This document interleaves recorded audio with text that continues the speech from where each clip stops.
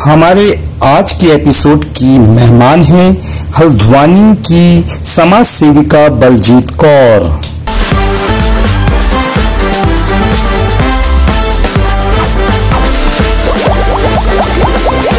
कि अगर हम अपने आप को खोजना चाहते हैं तो हम दूसरों में खुशी खोजने की कोशिश करें। सेवा जो है, हर इंसान जो है वो आगे बढ़े, सेवा करे। इंसान ही इंसान के काम आता है, कोई फरिश्ता या देवता इस फर्श में नहीं उतरता। सच में चिता में जलेगी तो राख बन जाएगी, दफनाई जाएगी तो मिट्टी बन जाएगी। अगर अमर रहना है, अपने आप को मरने के बाद भी हमने जीवित रखना है, तो ये एक बहुत अच्छा स्टेप है। हम अपनी बॉडी डोनेट करें, हम अपने आईज डोनेट करें। अगर हमारी आंखें इस दुनिया को देख सके, हम इससे बड़ा, मैं कह रही हूँ, कोई परोपकार हो ही नहीं सकता कि किसी अंधेरे के जीवन वाले को हम अपनी कोर्निया डोनेट कर जाएं और वो हमारे पश्चात ये दुनिया को देख सकें। नमस्कार, मैं नीरू भल्ला और आप देख रहे हैं यूट्यूब पर समाचार सच।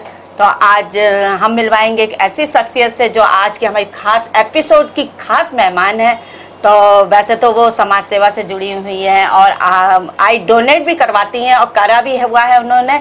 और एक खास चीज़ और मैं आपको बताऊंगी, उन्होंने इंटरनेशनल पॉलिटेक्निक से फैशन डिजाइनिंग का गोल्ड मेडलिस्ट भी हैं वो।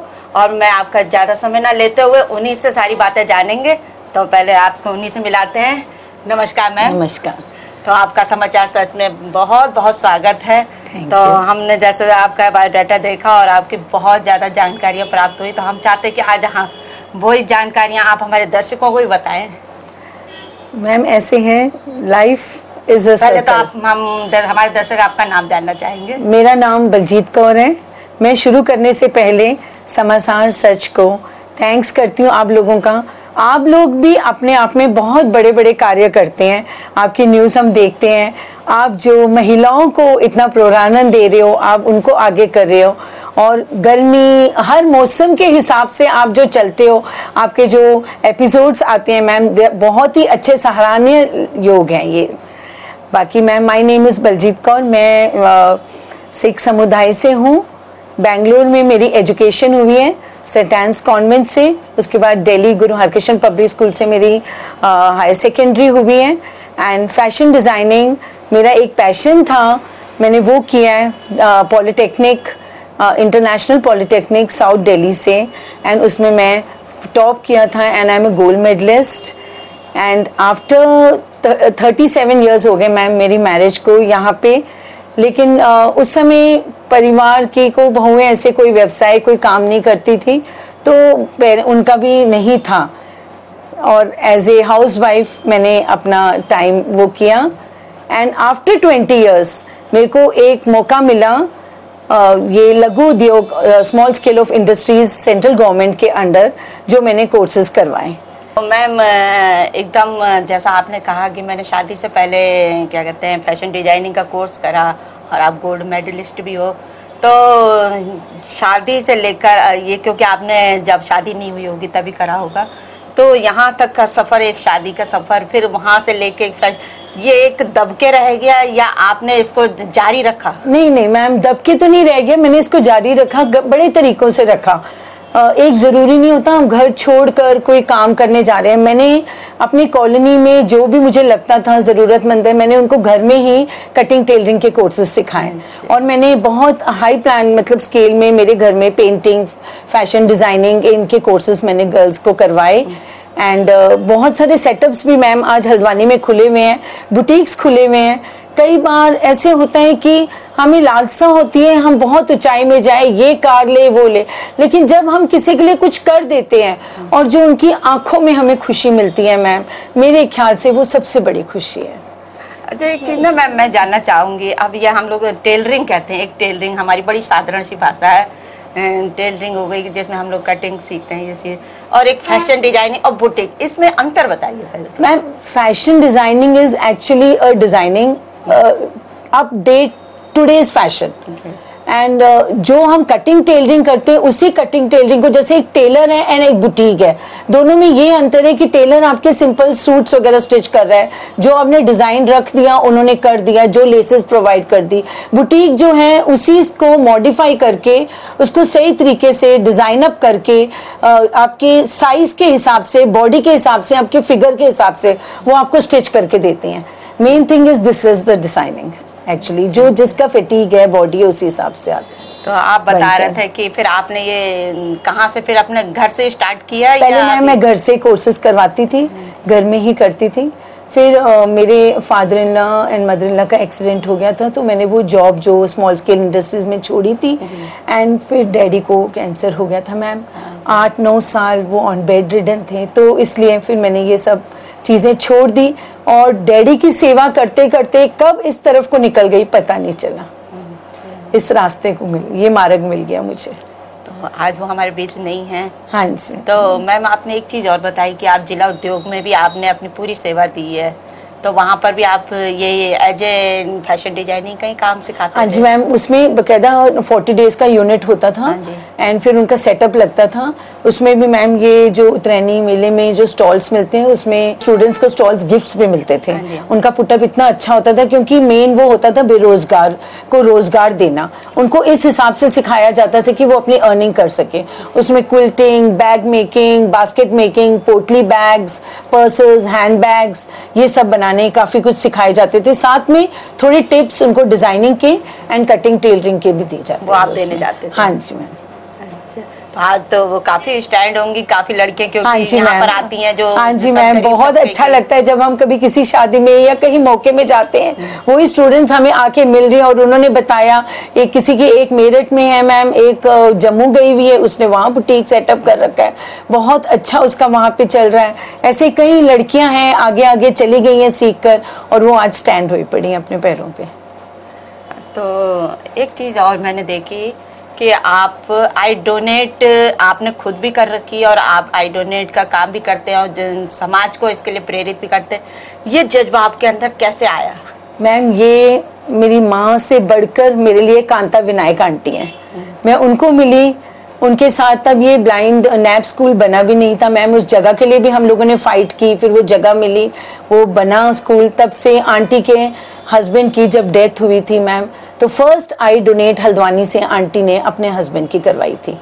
तब वो दिल्ली जाती थी आइस डोनेट होकर, बकायदा डब्बे में आइस बॉक्स में पैड्स वगैरह रखकर, कोनियाँ रख के, शाम को वॉल्वो जो एसी जाती थी हम उसके हाथ बेचते थे वहाँ पे। फिर उसके बाद में मुरादाबाद से हमारा लिंक हो गया सरदार गुरविंदर सिंह से, जब हम फ़ोन करते थे मुरादाबाद से उनकी गाड़ी आ जाती थी, वो लेकर जाते थे। अब तो बहुत खुशी की बात है कि हल्द्वानी में ही आई बैंक बन गया and doctor Govind Tatyal, doctor Manish Malhotra, ये सब बहुत ही अच्छे डॉक्टर्स हैं and they are themselves social service, मैं ये कह सकती हूँ इन देम। जब हम कॉल करते हैं इंस्टेंट पहुंच जाते हैं वो लोग। तो हम मैम इन आंखों को कितनी देर जीवित रख सकते हैं? मैम ये आंखें डेथ के बाद 6 आवर्स के अंदर अंदर डोनेट हो जानी चाहिए। ऐसे था पहले थोड़ी, आज से 13 साल हो गए मैम मुझे इसमें जुड़े हुए। 13 साल पहले, 10 साल पहले भी हम कह सकते हो, तो बहुत ज़्यादा हमें प्रॉब्लम्स होती थी। लेकिन अब जो है लोगों को इसका अवेयरनेस बहुत अच्छा मिल गया है। अब लोग खुद हमें फ़ोन करते हैं। पहले जब किसी की डेथ होती थी वहाँ जाके खड़ा होना, और एक तरफ से वो अपने घर के परिवार के सदस्यों को खो चुके होते थे, उस समय जाके उनको समझाना कि ये राख बन जाएंगे, इनकी आंखें बचा लो। बहुत अपने आप को, I used to feel guilt अगर किसी की आईज नहीं डोनेट होती थी, क्योंकि मैम राख चिता में जलेंगे तो वो राख बन जाएंगे, मिट्टी में दफना जाएंगे तो वो मिट्टी बन जाएंगे, और यही उस राख, उस खाक से अगर हम निकाल कर डोनेट कर देंगे तो किसी की आंखें बन जाएंगी। यही होता था।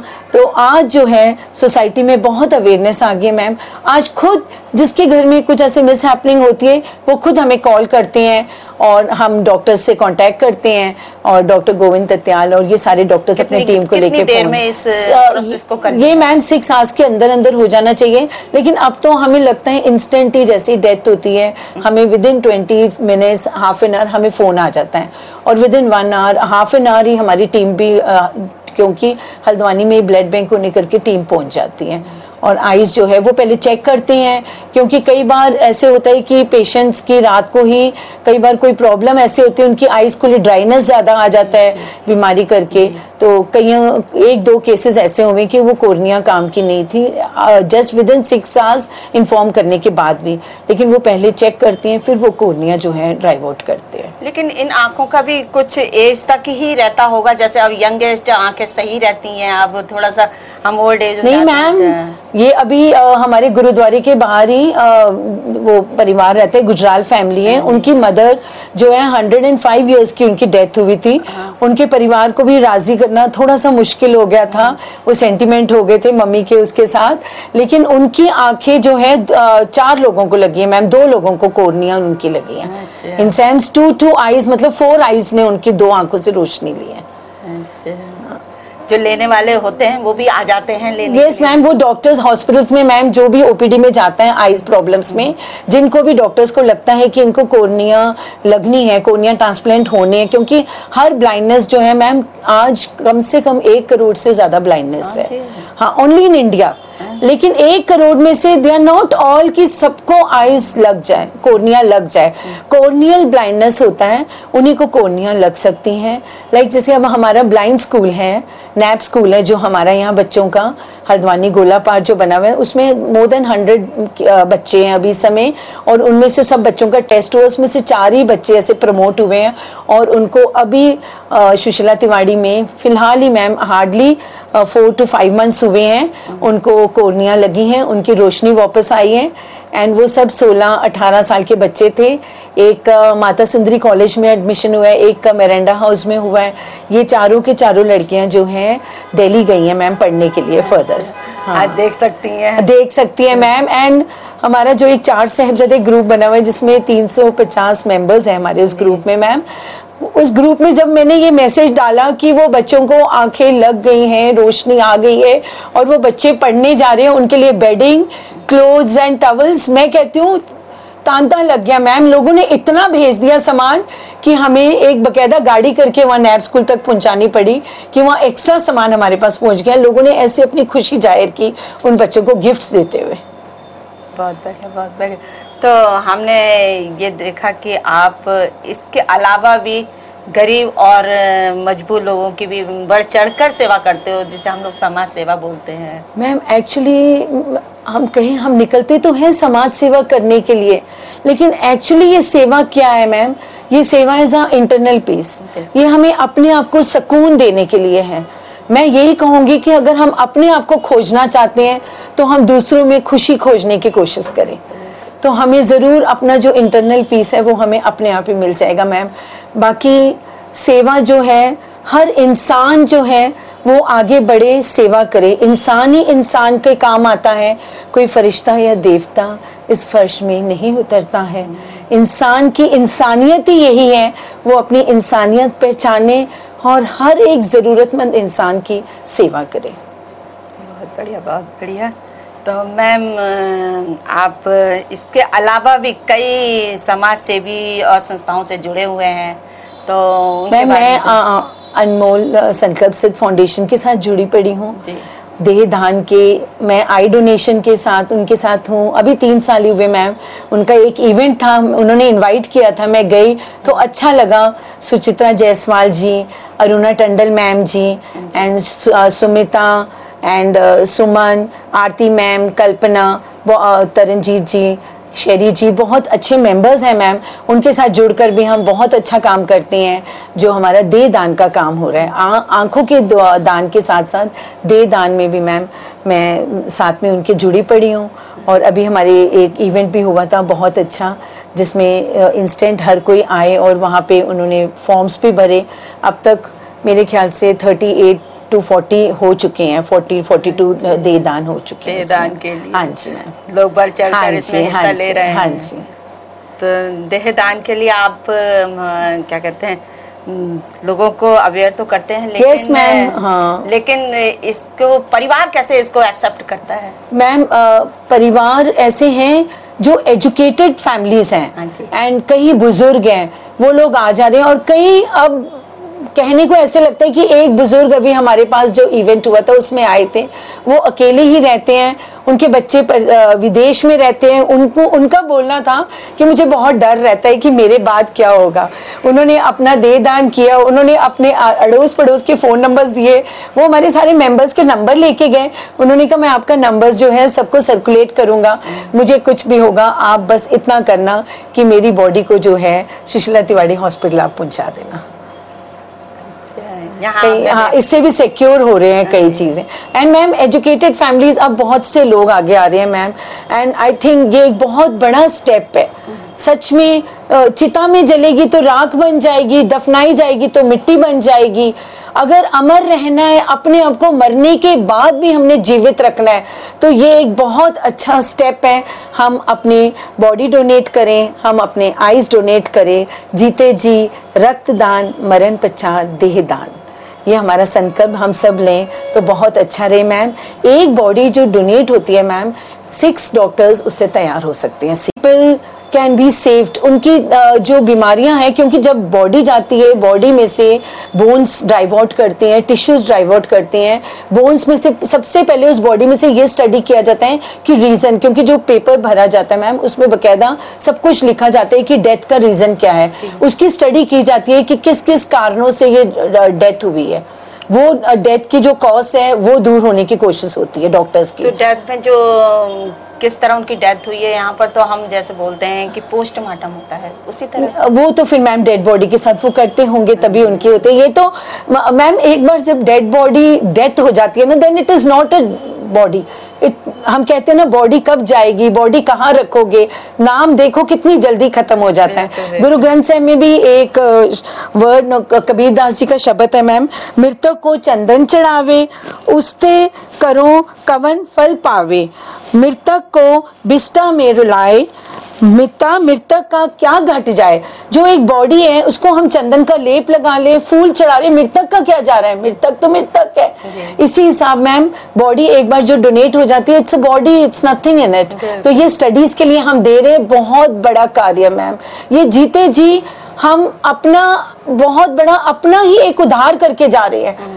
मैं सच कहूंगी मैम, इससे बड़ा मैं कह रही हूँ कोई काम ही नहीं, कोई कार्य नहीं है। अगर हमने अपनी बॉडी जो है हमने डोनेट कर दी, अपने आइज डोनेट कर दिए, अंधकार का जीवन जो जी रहा है, हमारे मरण पश्चात अगर उसकी जिंदगी में रोशनी आ जाती है, वो देख पाता है, किसी की नजरों के जरिए हम जीवित रह रहे हैं। और जो डॉक्टर्स जो पढ़ रहे हैं, जो इसको पढ़कर उस बॉडी से स्टडी करके आगे वो डॉक्टर्स के अपने फील्ड में आगे बढ़ रहे हैं, वो कितनी लाइफ सेव कर रही है मैम, इसका भी तो क्रेडिट कहीं ना कहीं उस आत्मा को जाता ही है। मैम बोल रही हैं तो मैं 2 शब्द मैम के लिए कहना चाहूंगी। अगर इरादे नेक और हौसले बुलंद हो तो आपको अपने सपने पूरे करने से दुनिया की कोई ताकत भी नहीं रोक सकती है। मैम बिल्कुल सही, आप बिल्कुल ठीक कह रहे हैं ये बात। तो मैम जैसा कि आपने बताया कि आप सिख समुदाय से हैं, तो हालांकि हमें गुरुद्वारों में भी सेवा देनी पड़ती है क्योंकि हम एक सिख है, तो हम गुरुद्वारे में सेवा, तो वहाँ पर आप अपना समय कैसे देते हो तक करके? मैम ये तो हमारी डेली रूटीन में होता है मैम, गुरुद्वारे जाना आना। और हमारे सिख समुदाय से जुड़ने के बाद पहले तो मैम कोरोना के टाइम पे क्या हुआ था, एक्चुअली जब कोरोना चल रहा था ना, तब हमारे जहाँ मैम मैं आइज डोनेट लेती हूँ वहाँ मैं डेड बिलोंगिंग्स पे डोनेट करवा रही हूँ। जैसे व्हील चेयर है, अभी आईसीयू बेड है हमारे पास, ये गुरुद्वारा गुरु नानकपुरा में हमारे पास सामान है जो हम आधार कार्ड लेके जमा कर लेते हैं, फिर ये रोटेशन में चलता है। जब तक किसी ने यूज करना है यूज कर लिया, किसी की कूल्हे की हड्डी का ऑपरेशन है, किसी के पैरों का ऑपरेशन है, अब किसी को 5 मंथ्स 6 मंथ्स 3 मंथ्स के लिए चाहिए, तो नेचुरली 70,000 80,000 का बेड वो नहीं परचेज करने का फायदा नहीं है, वो ले जाते हैं, यूज करते हैं, हमें वापस दे जाते हैं। तो मैम ये करते हुए कोरोना टाइम पे एक व्हील चेयर के लिए आई थी डिमांड, तो वो तो नेचुरली वो देनी थी, तो वो सदा के लिए देनी थी, तो दी गई। तो रीजन पूछा गया कि आपको क्या हुआ, तो उसका वो लेडी थी ma'am, she was a very needy lady, उसका ये कहना था कि मेरे पास घर में खाना बनाने वाला कोई नहीं था, मेरे पास खाना खाने के लिए भी नहीं था, कोरोना की दवाइयाँ मुझे मिल गई, मैंने वो खा ली और मेरे लेग्स जो है पैरालाइज हो गए। ये सुनने के बाद मैम बहुत दुख हुआ मुझे कि हम लोग आज अच्छे भले हम घरों में बैठे हैं, तंदुरुस्त है, इस बीमारी के खौफ से हम बच्चे बैठे हैं, तो हम क्या कर रहे हैं मैम? जो हमारा 4 साहिबजादे ग्रुप एक बना पड़ा है, बहुत ही अच्छा रिलीजियस ग्रुप है एंड पूरे ग्रुप के 350 मेंबर्स हैं, मेरा ख्याल 350 के 300 मेंबर्स मेरे साथ सोशल सर्विस में जुड़े पड़े हैं मैम। तो उसमें मैंने मैसेज डाला, मैंने जैसे उसमें मैसेज डाला कि जिनको भी तुम्हारे घरों, हमारे घरों के आसपास कोरोना है, पता करो उनके घरों में खाना बना पा रहा है कोई या नहीं, हम उनको सप्लाई करते हैं। तो मेरे पास हर्षीन का, शेरी मैम का, सिमी जी का, सुरेंद्र कौर जी का और गुरलीन कौर का, सबके एकदम से फोन्स आ गए मैम। सबके चांदनी चौक वाले हरप्रीत सिंह हैं, इनके मैसेज आ गए।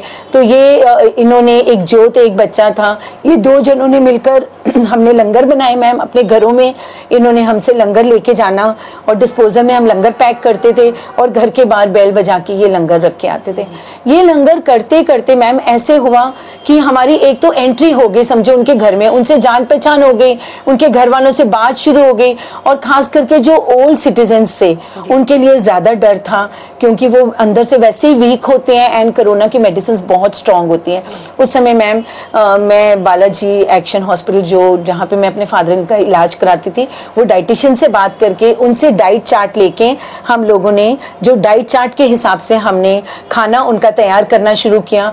और ओल्ड सिटीजन्स का क्राइटेरिया मैंने अपने अंडर लिया, और ताकि जैसे मुकाने बने उनको पाउडर किया, वो उनके खाने में डाल दिए, ताकि उनको, पेशेंट्स को खाने के साथ साथ प्रोटीन भी एक्सेस उनको मिल जाए। नारियल पानी उनको सप्लाई करना, कईयों के पास मेडिसिन खत्म हो गई, जब जहां हमारा खाना जाता था उसके अंदर हम मेडिसिन भी डाल देते थे। फिर जब ये ठीक हो गए तो इनके घर में राशन की किट्स पहुंचाई गई, क्योंकि वो उसमें नहीं थे कि बाहर जाके खरीद पाते।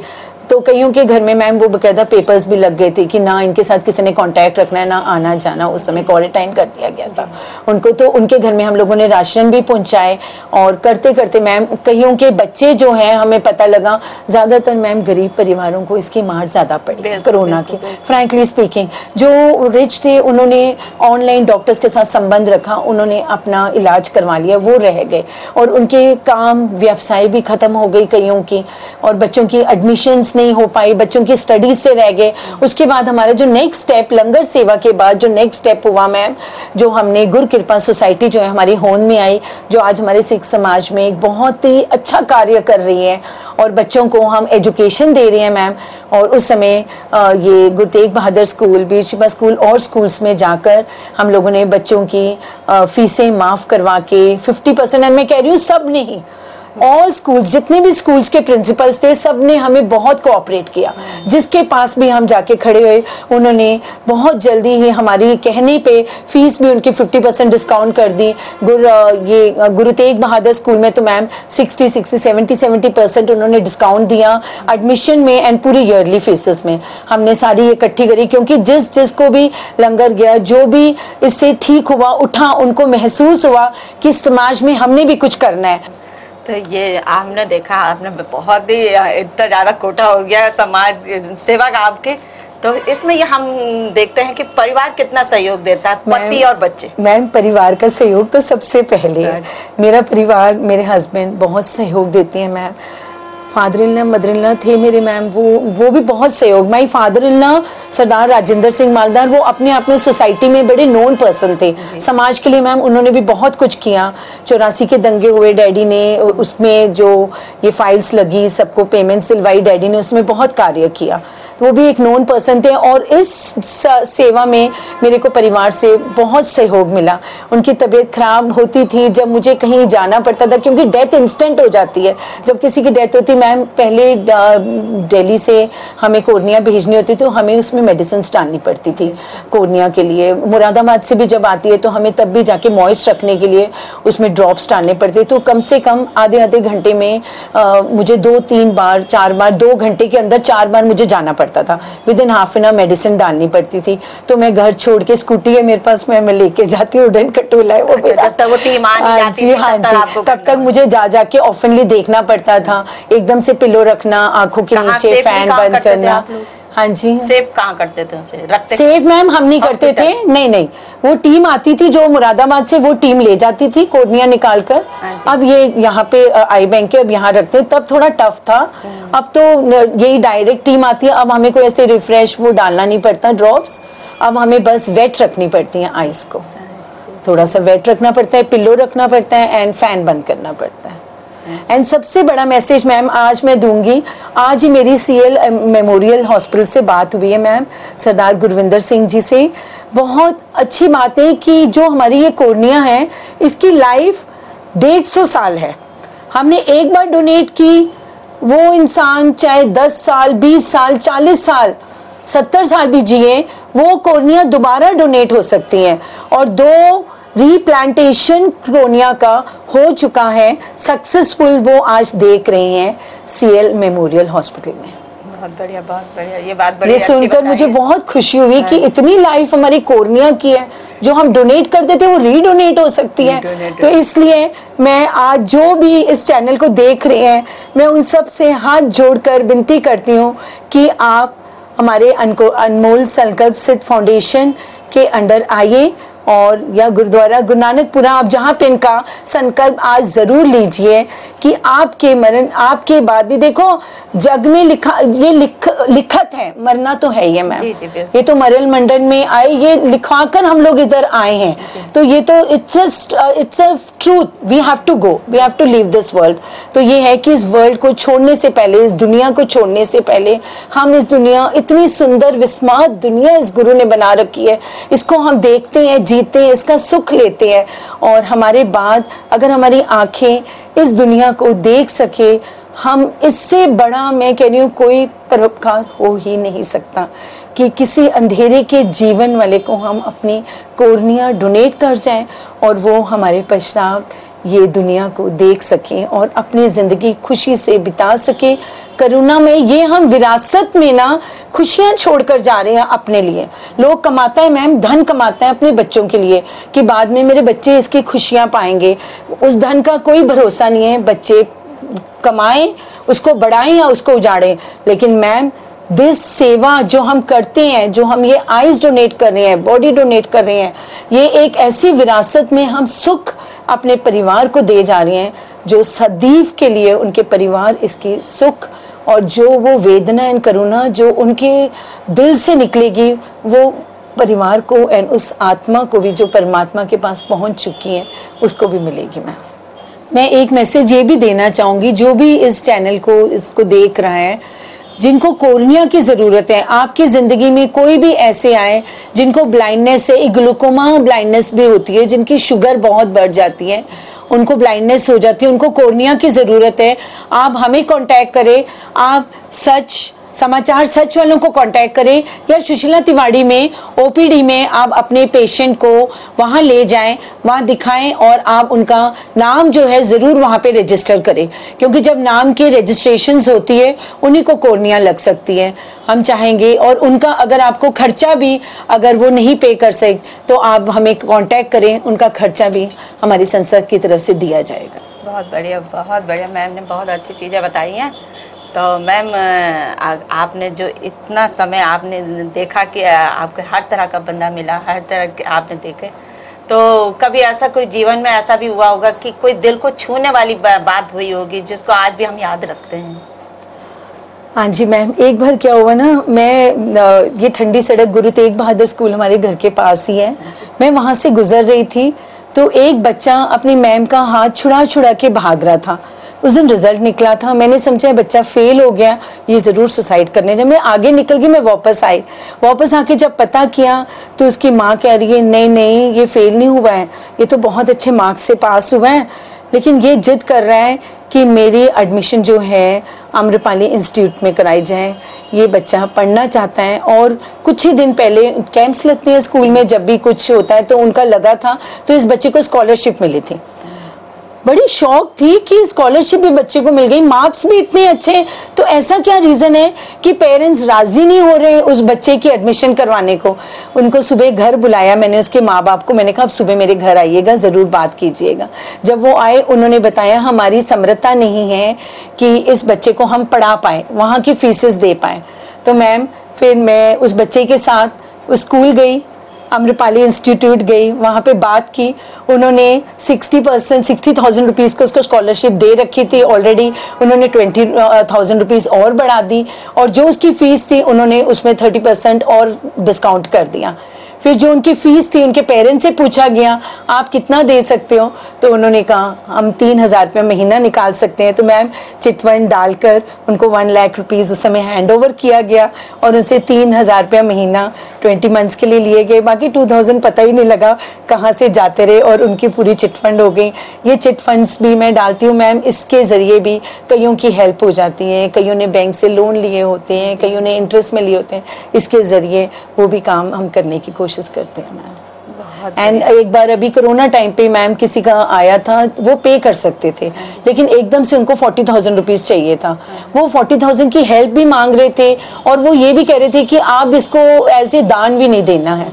तो मैम फिर हमें यही अच्छा लगा, मैंने झट अपने ग्रुप में मैसेजेस डाले अपने फ्रेंड्स को कि कोई है 40,000 चाहिए, 4,000 पर मंथ वाली हम किट्टी डाल रहे हैं। 10 मेंबर्स की फर्स्ट किट्टी उनको दी जा रही है। सबने एकदम से मेंबर्स ने किट्टी डाल दी, और ऐसे हमने उसकी फीस उतार दी। कई तरीके होते हैं मैम लोगों के हेल्प करने के, जिस तरीके से भी हम चाहें हम उनकी मदद कर सकते हैं। बस मैं एक ही बात कहूँगी, मैंने अपने आप से तो प्रण ले रखा है, मैं औरों से भी कहूँगी हम जिसकी भी हेल्प करते हैं कोशिश करें हम लेफ्ट हैंड से कर रहे हैं तो राइट हैंड को ना पता लगे, राइट से कर रहे हैं तो लेफ्ट को ना पता लगे। उनका नाम जो है हम गोपनीय रखें। और हमारी गुरु कृपा सोसाइटी जो बनी है मैम, इसका यही एक सबसे बड़ा प्लेज हमारा यही है कि हम इसका पता नहीं लगने देते। इसमें मैम सरदार जगजीत सिंह जुड़े हुए हैं, गुरु नानक इलेक्ट्रिक वाले वीर जी जुड़े हुए हैं, उसमें हरशीन कौर जी जुड़े हुए हैं, सुरेंद्र कौर जी जुड़े हुए हैं, शेरी कौर जी जुड़े हुए हैं। हम ये सब जने मिलकर इसको चलाती हैं, और इसमें हम नाम नहीं आउट करते। बहुत। तो आप एक समाज के लिए जीता जागता उदाहरण है, तो हम चाहेंगे कि लोग इसमें आगे बढ़ चढ़कर आएँ। तो हम चाहते हैं कि मैम एक संदेश दें उन लोगों के लिए जो इस तरह के काम करना चाहते हैं और उन्हें कोई प्लेटफॉर्म नहीं मिलता। तो हम चाहते हैं कि हमारे दर्शकों को आप ये एक संदेश दे दें। इस काम में हम बढ़ चढ़ के आएँ। जैसे मैम ने मुझे कहा था कि मैं फैशन डिज़ाइनिंग कर रखा है, गोल्ड मेडलिस्ट हूँ, लेकिन मैंने अपना कैरियर वो ना चुन के आज मेरा रास्ता ये बन गया है। एक्चुअली सबसे बड़ी बात है सुकून। जिस काम से हमें सुकून मिले, ज़रूरी नहीं है कि हम माउंट एवरेस्ट में चढ़कर भी हम वो खुशी पा रहे हैं। कई बार कोई चींटी जो है माउंट एवरेस्ट के नीचे ही हमें कोई मिले, हम उसको सेव कर लें तो शायद हमें ज़्यादा खुशी हो जाएगी मैम। इसलिए छोटी छोटी खुशियों में हम खुशियाँ ढूंढने की कोशिश करें। एंड फन ऑन व्हील्स भी मैम एक छोटा सा ग्रुप बना रखा है हमने, फन ऑन व्हील्स, जो हमारी फ्रेंड्स, जो हमारे नोनर्स, नियरर डियरर्स मैम, आजकल ये डिप्रेशन वाली बहुत बड़ी बीमारी हो रही है। एंड आई थिंक हम कोई गरुड़ ग्रंथ पढ़ो, गुरु ग्रंथ से पढ़ो, एनी कुरान पढ़ो, किसी में भी डिप्रेशन की हमें कोई डेफिनेशन नहीं मिलती। It is nothing a disease, it is only self loneliness, जिसमें हर कोई इंसान अपने आप को अलोन फील करता है। हम उनके सहारे बने, हम उनसे बात करें, उनको लेके एक ऐसे कारवां में निकले कि हम उनका सहारा बने। और बहुत कुछ है सोशल सर्विस करने के लिए। देखें जो हमारे आसपास ज़रूरतमंद हैं उनकी हम मदद करें, और इस रास्ते में आपको वाकई ही बहुत अच्छा लगेगा और आपको भी इस चीज़ में बहुत सुकून मिलेगा। Thank you very much ma'am. Thanks a lot to Samachar Sach ma'am. Thank you ma'am. तो देखा आपने, देखिए कैसा जज्बा था मैम का। देखिए ना, कहते हैं कि सेटिस्फाई होने के लिए सेक्रीफाई नहीं करना पड़ता है, लेकिन ज़रूरी नहीं है कि हम उससे सेटिस्फाई भी हो सकते हैं। तो देखा आज की मेहमान हमारी खास मेहमान थी बलजीत कौर जी। तो इसी तरह हम आगे भी और इसी तरह के मेहमान से आपका रूबरू कराते रहेंगे। और अगर आपने हमारा चैनल सब्सक्राइब नहीं किया तो सब्सक्राइब कीजिए, लाइक कीजिए, और इसी तरह हमारे साथ आगे भी जुड़े रहिए। धन्यवाद। Thank you.